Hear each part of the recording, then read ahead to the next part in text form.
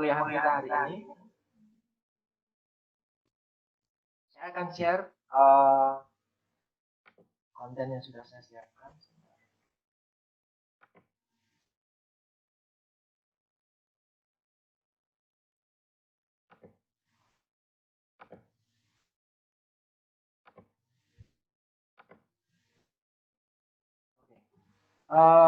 Hari ini kita masuk ke pertemuan pertama di sesi pertama tentang kemampuan untuk berkomunikasi yang baik di dalam pelayanan gizi. Ada dua.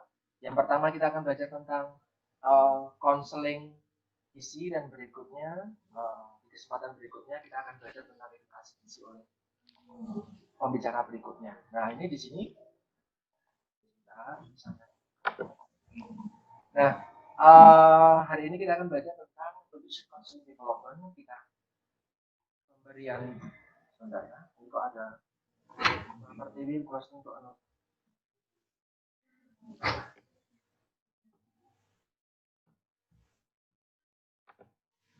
Kita akan belajar tentang bagaimana kita akan memberikan counseling gizi, karena di sini ada banyak teman-teman juga yang menjadi ahli gizi di Vaskes, dan teman-teman dosen otomatis sudah berkali-kali memberikan counseling gizi. Nanti mungkin di akhir sesi kita bisa saling diskusi saja, kita diskusi terbuka bagaimana pengalaman dan hal-hal menarik yang teman-teman didapatkan ketika ada di lapangan. Nah, ini ada lima pokok bahasan yang akan kita diskusikan hari ini tentang konsep dasar dari konseling gizi, bagaimana peran kita sebagai ahli gizi, terus bagaimana kita membangun konseling gizi yang efektif, terus ada beberapa fokus tentang konseling gizi, apa hal yang perlu kita sepakati bersama, apa yang perlu kita sampaikan secara umum, terus penerapan konseling gizi di berbagai macam kelompok target atau subjek atau klien. Nah, ini ada beberapa contoh. Nanti ketika teman-teman melihat ada teks underline, itu link, jadi teman-teman bisa langsung download dari PPT yang nanti akan saya sharekan lewat grup kita. Pertama kita akan masuk ke pengertian konseling. Nah, teman-teman tentu sudah tahu ketika kita melakukan NCP, Nutrition Care Process, itu bentuk intervensi yang perlu kita berikan terhadap pasien ketika di Vaskes atau klien ketika kita berpraktek mandiri, itu kan ada 4. Yang pertama kita memberikan terapi gizi. Di rumah sakit itu pemberian makanan sesuai daya. Berikutnya tentang pemberian edukasi gizi. Besok di pertemuan berikutnya akan dibicarakan oleh pembicara berikutnya. Dan yang ketiga adalah konseling gizi, itu juga memberikan konseling. Nah, ini kita akan bicara soal ini. Yang keempat, intervensi yang kita berikan kepada klien atau kepada pasien itu adalah berupa koordinasi terhadap tenaga medis yang lain. Ada beberapa perbedaan mendasar antara konseling gizi dengan intervensi yang lain, misalnya adalah edukasi. Apa sih bedanya konseling dengan edukasi? Kalau di konseling ini, seperti teman-teman lihat,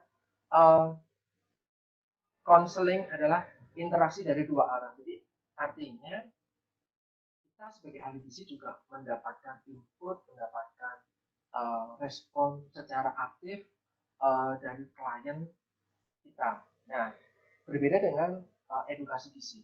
Kalau edukasi gizi itu kan kita cenderung seperti perkuliahan pada umumnya. Jadi kita memberikan materi secara umum kepada khalayak umum lewat media sosial atau apapun itu, dan tidak mengharapkan adanya respon yang saling timbal balik. Kita hanya memberikan saja. Tetapi kalau konseling tidak. Kalau konseling kita hanya sebagai fasilitator, kita memberikan interpretasi dari hasil asesmen yang sudah kita lakukan sebelumnya. Kalau teman-teman pahami, tentu NCP ada ADIMA, assessment dulu, diagnosis, baru intervensi. Nah, intervensi yang kita lakukan kan berdasarkan diagnosis. Diagnosis disusun berdasarkan hasil dari asesmen gizinya. Tidak semua orang memiliki kapasitas dan kemampuan dan kompetensi juga untuk membaca, memahami, menginterpretasikan dari hasil asesmen gizi. Asesmen gizi ada biokimia, ada antropometri, ada behavior history, ada riwayat kesehatan dan lain-lain. Nah, karena kita kuat banget di dietary history, tidak semua tenaga kesehatan bisa menginterpretasikan. Nah, di konseling inilah kita menjadi kesempatan untuk kita saling tukar pikiran, apa sih yang menjadi permasalahan atau kebutuhan dari klien, target apa yang harus dicapai oleh klien, apa yang menjadi hambatan klien dalam mencapai target itu, terus untuk mencapai target itu ada cara apa saja sih yang sesuai dengan uh, kebiasaan klien di rumah. Nah, ini yang menjadi titik dari konseling yang membedakan dengan edukasi.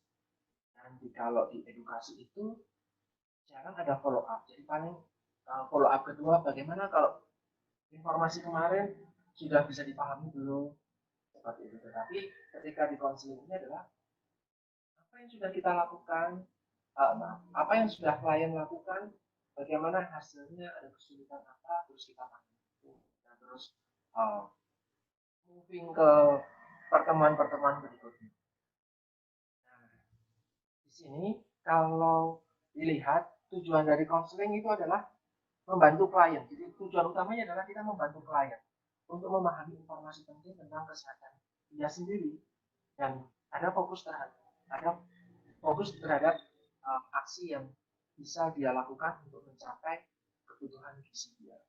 Dan kalau kita mau menganalisis antara perbedaan dengan edukasi, kalau di edukasi itu kan kita tujuannya adalah mengedukasikan orang, pengetahuannya bertambah dari tidak tahu menjadi tahu, dari tahu level sekian menjadi paham level sekian, kompetensinya seperti itu. Tetapi kalau konseling tidak.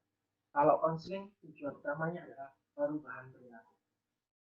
Artinya ketika perilaku sudah berubah, otomatis dia sudah tahu. Artinya konseling ini sudah mencakup edukasi gizi.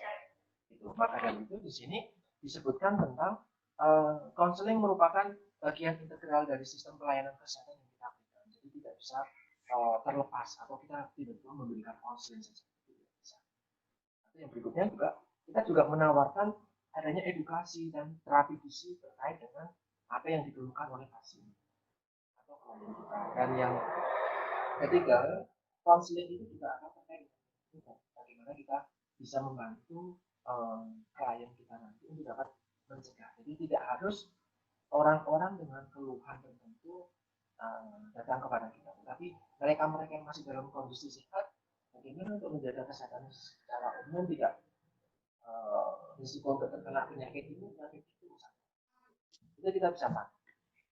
Nah, apa yang mohon maaf Mas, suaranya agak dibesarin. Oke. Terus apakah yang perlu kita lakukan ketika memberikan konseling gizi, apa perannya? Di sini ada beberapa pertanyaan tentang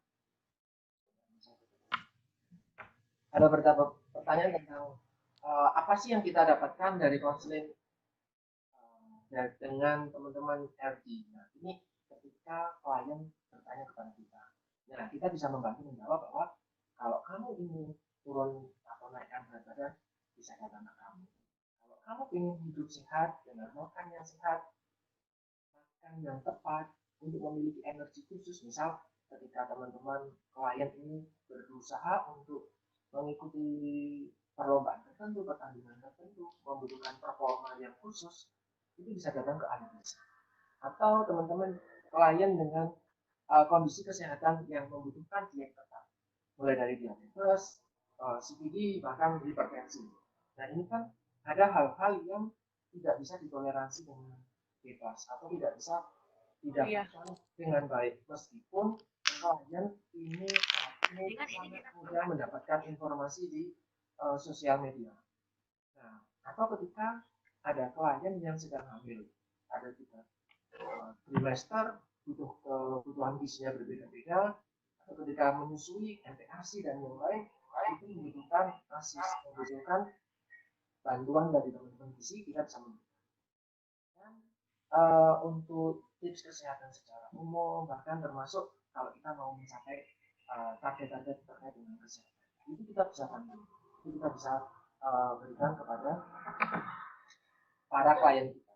Nah, ketika bertanya Lalu ketika kunjungan pertama kali atau melakukan kontak pertama kali, apa sih yang perlu kita berikan kepada klien? Ada banyak hal. Nanti kita teman-teman bisa baca sendiri, teman-teman juga bisa simak nanti di slide-slide setelah ini. Karena kalau konseling itu tidak hanya satu kali, ada beberapa kali kunjungan yang perlu dilakukan. Terus ketika ditanya, lalu berapa kali setidaknya? Nah, ini mayoritas dari klien itu bisa menjalani sesi konseling itu sekitar 2-3 kali sesi pertemuan.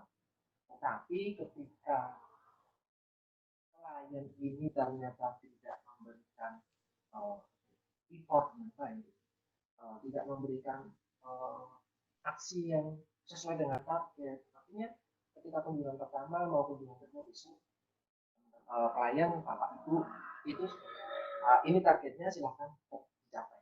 Jadi silahkan dilihat apa yang menjadi kesulitan atau tantangannya apa. Ketika kunjungan kedua setelah dilakukan perjanjian untuk bertemu lagi, misalnya ternyata targetnya belum tercapai. Ketika kunjungan ketiga target belum tercapai. Nah, ini yang menyebabkan konseling menjadi lama. Ini butuh konsistensi dari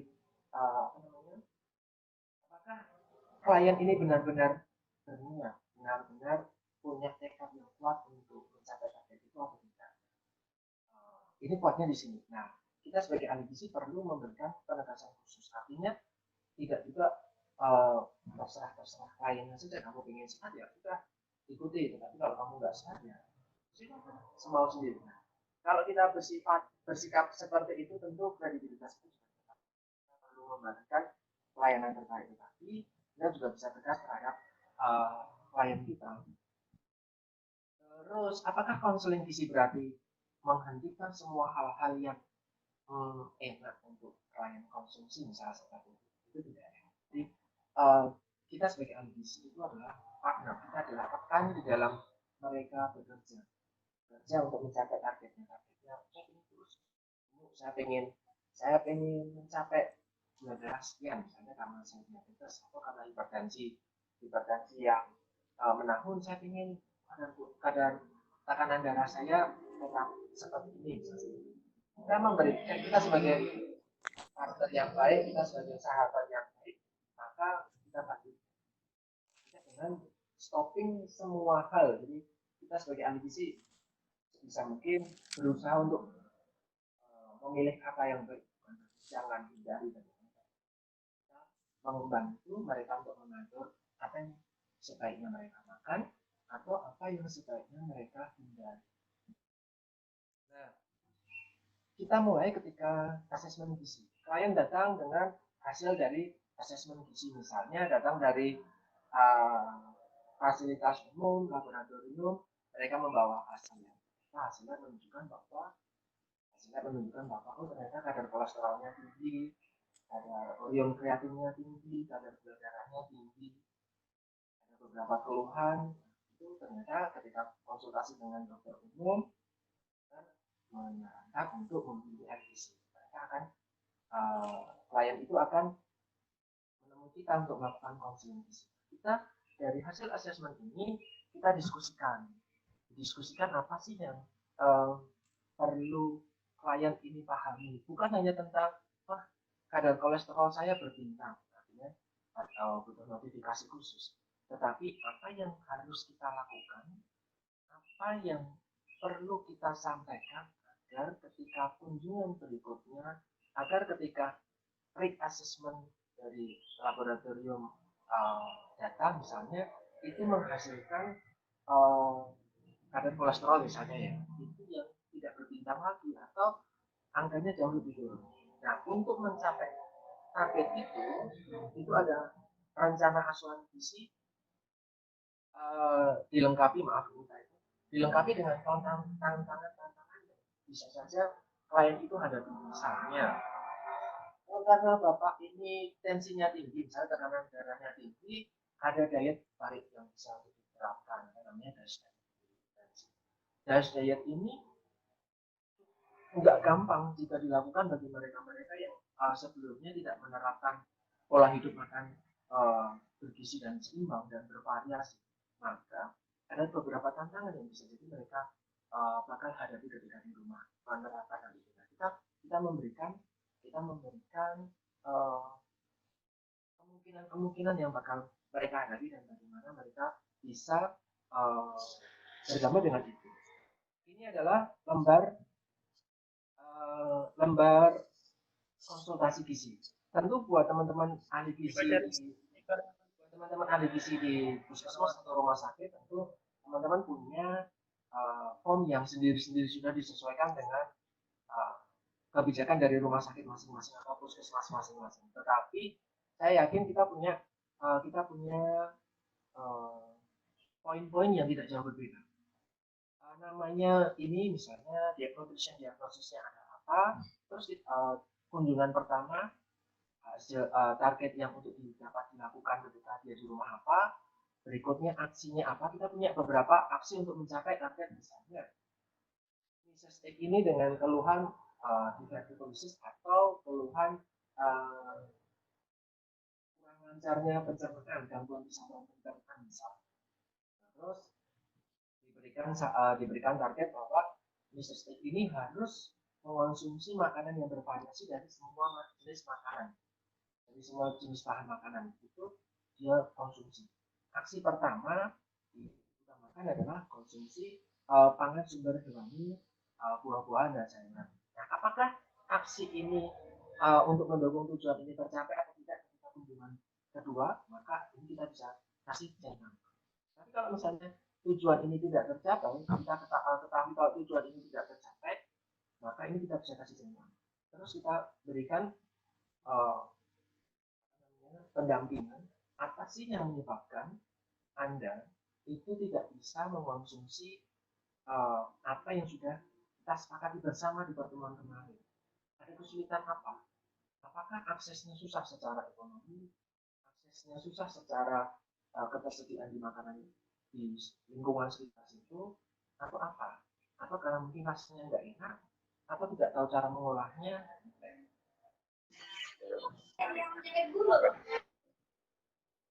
Mereka untuk bercerita tentang kehidupan mereka, lalu kita memberikan alternatif pemecahan.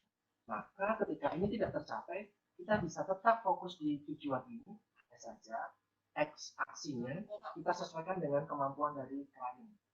Tapi kalau sudah tercapai seperti ini, tentu kita bisa lanjut ke target atau tujuan berikutnya. Terus kita jangan sampai lupa tentang dokumentasi. Dokumentasi ada dua hal. Dokumentasi yang pertama adalah yang kita simpan. Kita berikan ini kepada klien untuk mereka bawa pulang, atau kita juga bisa selipkan ini di rekam medis atau catatan medis dari klien, sehingga ketika nanti tenaga kesehatan berikutnya, kalau misalnya di rumah sakit itu kan terkait nanti ada catatan secara umum, sehingga teman-teman perawat, teman-teman dokternya yang mengasuh pasien misalnya, atau mungkin dokter pribadi dari klien tersebut itu bisa mengetahui diagnosis gizi dan intervensi. Misalnya seperti ini, jika teman-teman punya catatan tersendiri, nanti ditulis bahwa kunjungan pertama 20 Maret itu sebagai awal konsultasi gizi. Awal konsultasi gizi nanti template dokumennya adalah lembar assessment. Ada lembar assessment gizi yang diberikan kepada kita. Terus apa sih yang perlu kita lakukan terkait hasil assessment ini? Ada juga catatan mengenai kunjungan berikutnya. Kunjungan berikutnya seperti ini, ada template dokumen yang bisa kita lakukan. Ada beberapa rumah sakit itu masih menerapkan SOAT. Ini sebenarnya kalau di gizi sudah sejak 2008 kalau tidak salah, itu kan sudah tidak digunakan lagi. Tapi teman-teman dari dokter dan perawat setahu saya itu masih menggunakan form SOAT. Kalau kita kan sudah ada di mana. Nah itu monggo, nanti bisa disesuaikan. Pengalaman saya berpraktik di rumah sakit Panti Rapih itu teman-teman gizi itu sudah menggunakan ADIMA. Tetapi ketika harus transformasi transformasi informasi isi ke form yang tergabung dengan secara umum, itu kita sebagai tenaga gizi mencatatkan kembali dengan bentuk SKP. Kita 2 kali bekerja di form asuhan gizi menggunakan ADM, tetapi di form yang tergabung bersama itu menggunakan template yang soal. Karena kalau dengan ADM, teman-teman dari keperawatan dan kedokteran, teman-teman dari dokter dan keperawatan ini tidak menggunakan form itu. Kita menggunakan kembali lagi ke soal. Nah, berikutnya adalah tentang kesepakatan follow up. Nah, kesepakatan follow up kapan sih akan ada kunjungan berikutnya? Kita bisa mengingatkan klien, keluarga klien, atau bahkan termasuk tenaga kesehatan yang ikut menangani klien ini, kita dokumentasikan juga. Jadi dokumentasi ini penting buat asuhan gizi. Hal yang sering sekali terlupakan oleh kita adalah soal dokumentasi ini. Berikutnya, ini masuk ke materinya. Bagaimana sih kita membuat konseling gizi yang efektif? Di sini ada beberapa hal. Yang pertama adalah tentang kompetensi dasarnya. Tentu buat teman-teman mahasiswa yang baru di semester awal belum memiliki kompetensi dasar soal konseling ini. Tetapi buat teman-teman di fasilitas kesehatan harus punya ini. Yang pertama, misalnya adalah kita bisa menunjukkan respect dan empati kita. Bagaimana ketika pakai ini aja nggak mau, makan sayur aja nggak mau, makan buah aja nggak mau. Kita sebagai ahli gizi bisa saja tegas, tapi kita harus tahu kenapa dia sampai susah buat makan sayur atau buah, misalnya seperti kompetensi berikutnya. Ini misalnya nanti teman-teman bisa klik linknya ini ya. Di sini ada short linknya.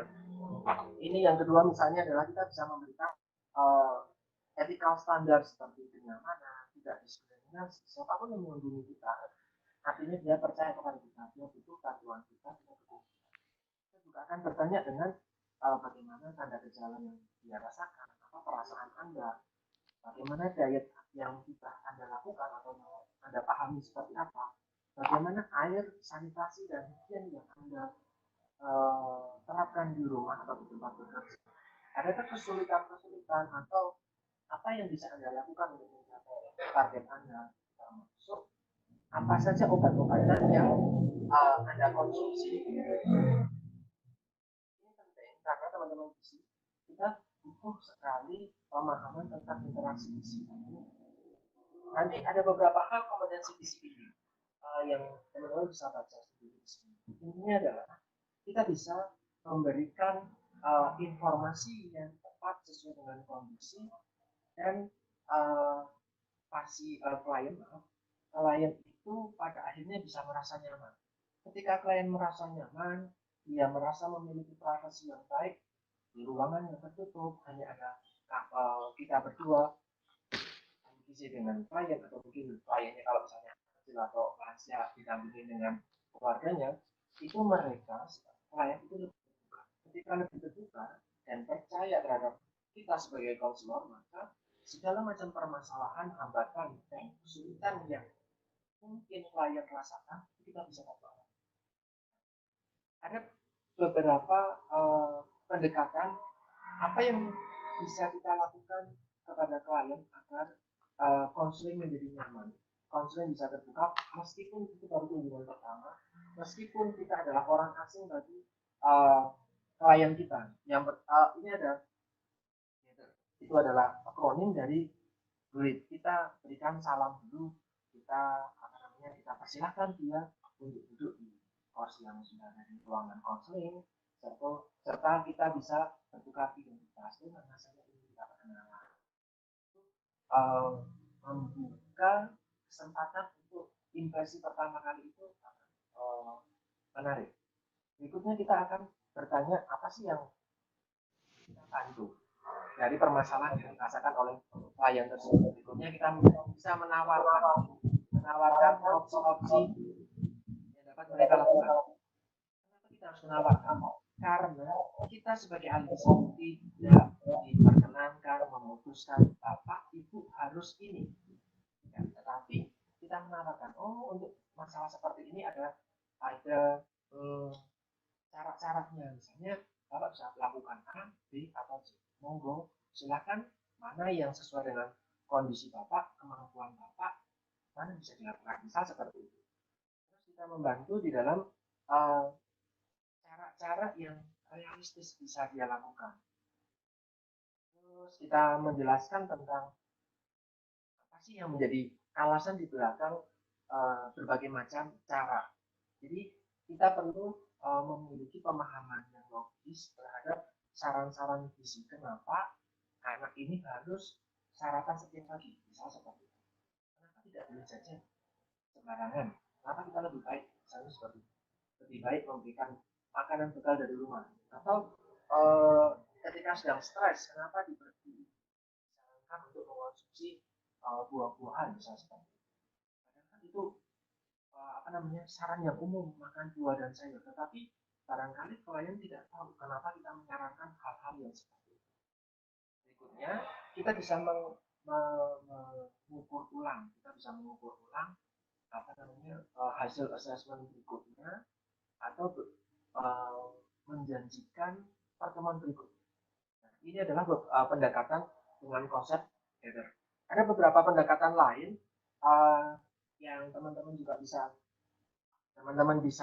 dapatkan dari literatur yang lain. Misalnya ada Galidra, read, ask, listen, identify, discuss, recommend, ask, dan follow up. Jadi ada banyak sekali pendekatan yang bisa kita lakukan untuk membuat konseling menjadi efektif. Tetapi intinya itu sama. Berikutnya ini ada pendekatan berikutnya GA, LP, AD, P. Kalau harus ngomongin, tetapi inilah langkah-langkah yang bisa kita lakukan.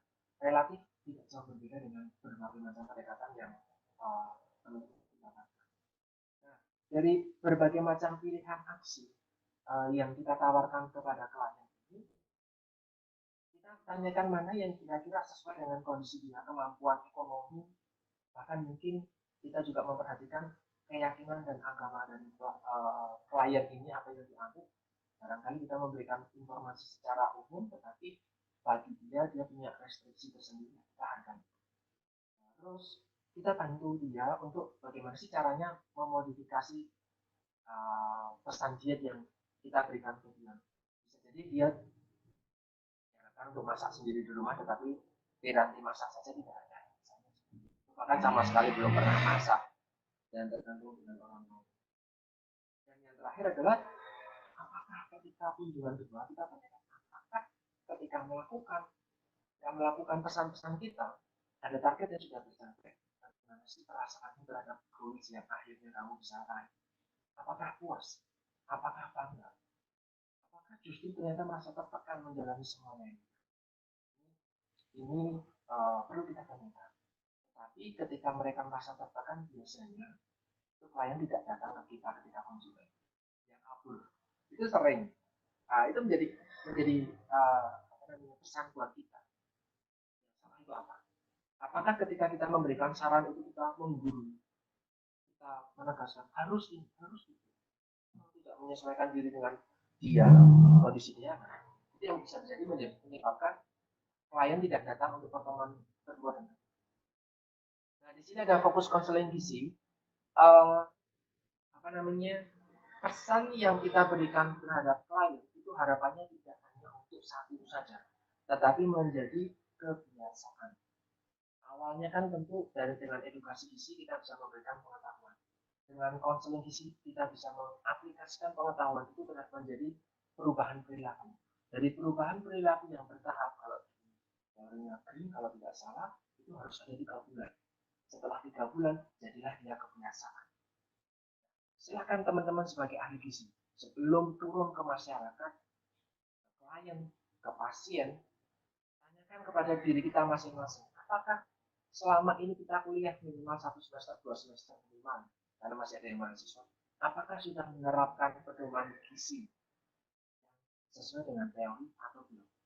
Kalau ternyata kita sebagai ahli gizi masih makan sembarangan, masih belum bisa menerapkan pola hidup yang bersih, masih belum bisa menerapkan pesan-pesan gizi seimbang, kita jangan menuntut orang lain bisa melakukan hal yang sama, karena kita perlu memberikan mereka contoh.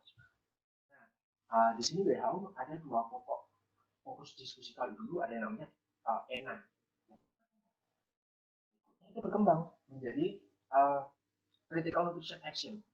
Dulu ketika yang aksi gizi yang esensial ini lebih difokuskan tentang bagaimana untuk mencegah stunting, bagaimana untuk mencegah gizi dulu. Ternyata ketika ini diterapkan di konselor-konselor di Amerika, itu ternyata memberikan dampak yang baik. Maka itu dilanjutkan menjadi critical nutrition action. Mulai dari pencatatan pemantauan berat badan yang teratur hingga pengobatan-pengobatan yang sesuai. Nah, dua hal ini yang esensial dan critical ini yang perlu teman-teman sebagai ahli gizi itu pahami dan kuasai betul. Ini yang materi umum, mau dia sebagai ya datang dengan keluhan berat badan sampai dia ingin mencapai target leukemia yang sehat, ini hal yang bisa kita berikan kepada mereka secara umum di luar berbagai macam keluhan-keluhan dia. Berikutnya ini ada beberapa fokus, beberapa aplikasinya di konseling. Yang pertama adalah tentang konseling diet. Konseling diet misalnya, saya harus makan apa sih? Saya harus minum apa? Berapa banyak? Jenisnya apa? Diolah menjadi apa? Ini kita bisa ada beberapa hal yang bisa kita persiapkan. Yang pertama, kita berikan rekomendasi yang spesifik. Kalau dia memang membutuhkan diet ini, maka kita berikan seperti ini. Misalnya dengan tes diet, hipertensinya ini butuh rendah garam berapa? Rendah garam 1, 2, atau 3. Berapa miligram natrium yang diperbolehkan? Itu nanti ekuivalen dengan berapa ukuran rumah tangga garam dapur yang bisa mereka konsumsi dan boleh mereka konsumsi. Berikutnya, agar mereka bisa lebih paham, tentu kita bisa menggunakan model. Tidak ada food model karena kehidupannya, kita bisa menggunakan buku foto makanan.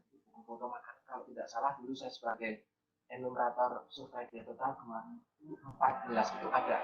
Sebenarnya sekarang sudah bisa diakses secara umum di Kemenkes kalau tidak salah. Atau menggunakan kartu konseling. Silakan teman-teman bisa akses ini. Kartu konseling itu seperti apa sih? Tentunya di download. Terus kita juga sebagai ahli gizi belajar tentang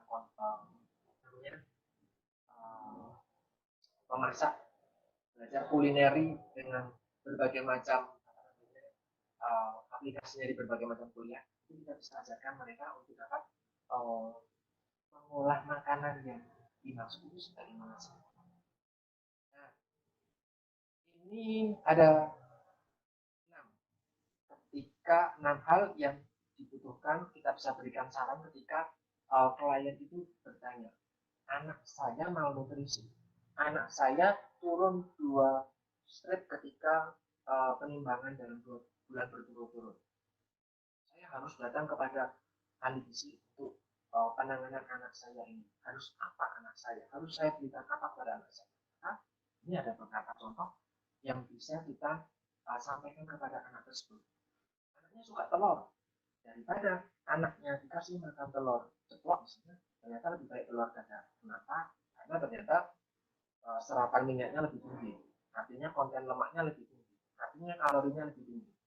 Dengan telur dadar atau telur rebus ya 60-70 kilokalori, tetapi dengan telur ceplok atau telur rebus 60-an, tetapi dengan pemberian telur dadar itu bisa jadi sampai 90-100 kilokalori. Nah, ini bisa memberikan alternatif penambahan energi untuk anak tersebut yang menderita malnutrisi. Ada beberapa cara lain, silakan nanti teman-teman bisa cermati. Bahkan ketika teman-teman sebagai ahli Paskes itu bisa memberikan masukan selama ini apa sih saran-saran teman-teman itu yang selama ini diberikan kepada klien teman-teman masing-masing. Nanti mungkin kita bisa diskusi.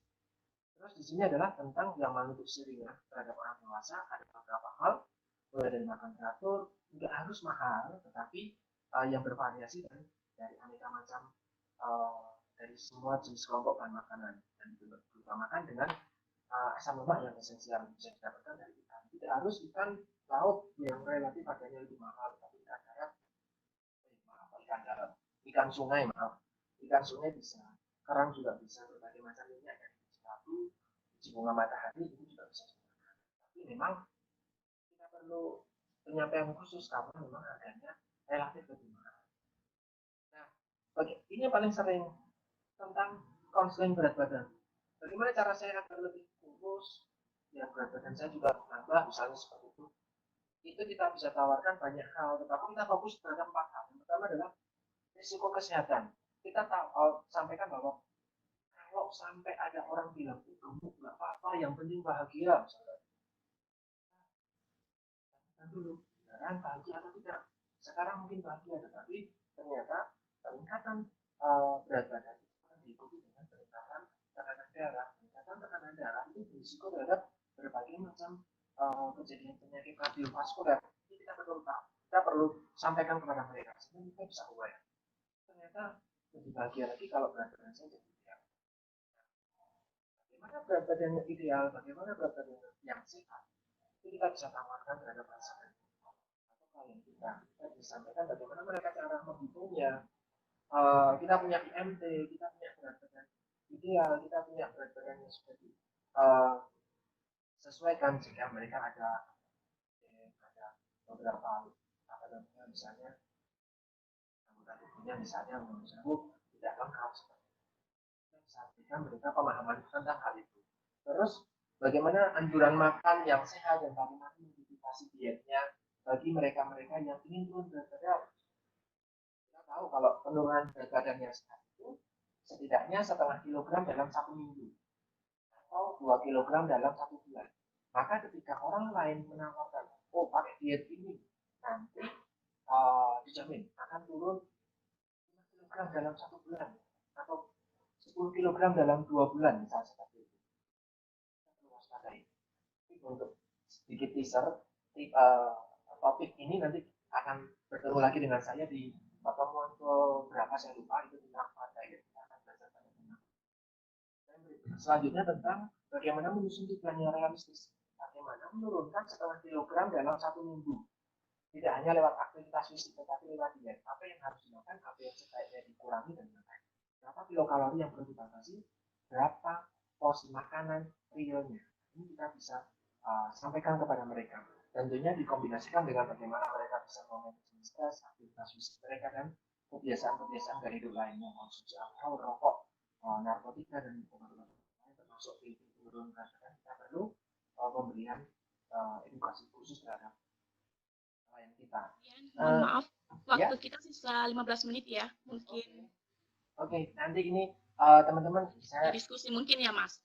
Oh iya, bisa. Ini nanti bisa dicek. Pertama dengan ibu hamil dan menyusui ada beberapa hal yang teman-teman nanti bisa download. Bagaimana brosur tentang menyusui selama 6 bulan pertama, 6 bulan sampai 2 tahun berikutnya, kartu konselingnya bagaimana, dan kalau ada ibu hamil dengan atau ibu yang menyusui dengan HIV, bagaimana yang bisa kita berikan kepada mereka.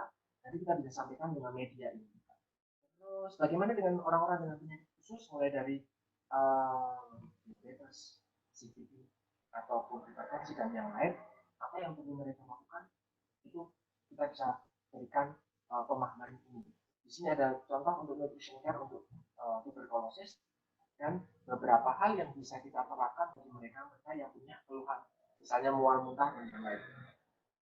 Terus tentang konseling dengan orang-orang dengan penyakit tidak menular, ini ada beberapa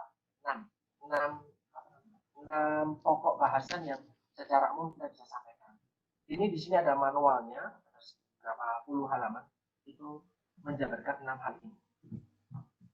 Terus bagaimana mereka yang alergi dan intoleransi, misalnya mulai dari penyakit celiak, ini kita utamakan mereka adalah mengenalkan tentang diet yang bebas gluten. Diet bebas gluten di Indonesia susah banget karena di mana-mana ada roti, di mana-mana ada mie instan, maka kita perlu menyampaikan ini mereka, karena diet bebas gluten ternyata belum seperti di luar negeri. Di luar negeri hampir semua produk makanan itu menerangkan ini mengandung gluten atau tidak mengandung gluten.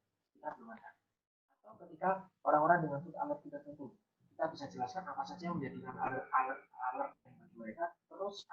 bisa menggantikan zat gizi yang ada di alergen tersebut dengan makanan yang lain, sehingga orang dengan food allergy tetap memiliki status gizi aman. Ini ada literatur yang bisa teman-teman. Terima kasih buat perhatiannya. Terus saya tawarkan ini buat teman-teman. Jadi kita sebagai ahli gizi kita tawarkan kepada orang-orang di sekitar kita untuk memberikan konseling gizi for free. So berbayar juga. Tetapi saya dan teman-teman dari Pergizi Pangan kami memberikan konseling gizi secara gratis.